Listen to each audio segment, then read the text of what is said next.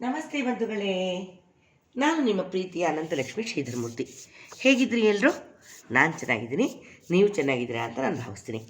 ಇವತ್ತೊಂದು ರಂಗೋಲಿ ಕಲ್ತ್ಕೊಳ್ಳೋಣ ಬನ್ನಿ. ಹಾಂ, ಯಾವ ಥರ ರಂಗೋಲಿ ಕಲಿಸ್ಲಿ ಇವತ್ತು?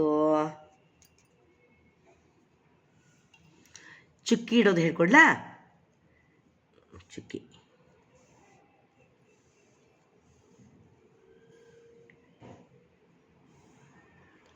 7 ಚುಕ್ಕಿ ಇಟ್ಟಿದ್ದೀನಿ.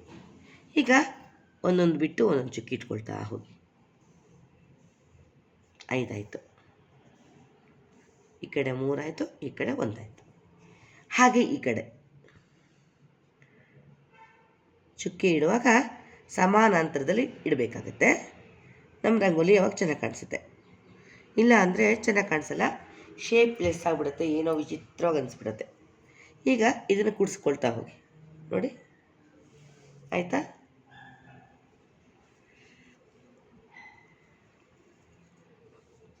ನೋಡಿ,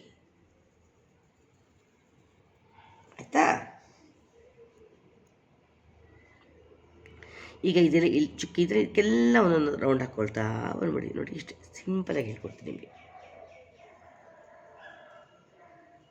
ಆಯಿತಾ? ಈಗ ಈ ಕಡೆಯಿಂದ ಮತ್ತೆ ನೋಡಿ, ಇಷ್ಟೇ.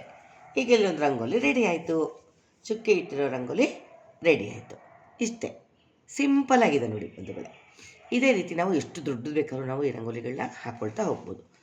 ಹೀಗೆ ರಂಗೋಲಿನ ಕಲ್ತ್ಕೊಳ್ಳಿ. ಚುಕ್ಕಿಯನ್ನು ಸಮಾನಾಂತರವಾಗಿ ಇಟ್ಕೊಂಡು ರಂಗೋಲಿಯನ್ನು ಭದ್ರವಾಗಿ ಇಟ್ಕೊಂಡ್ರೆ ಯಾವುದೇ ತೊಂದರೆ ಆಗೋದಿಲ್ಲ. ಇಷ್ಟೇ, ಓಕೆನಾ?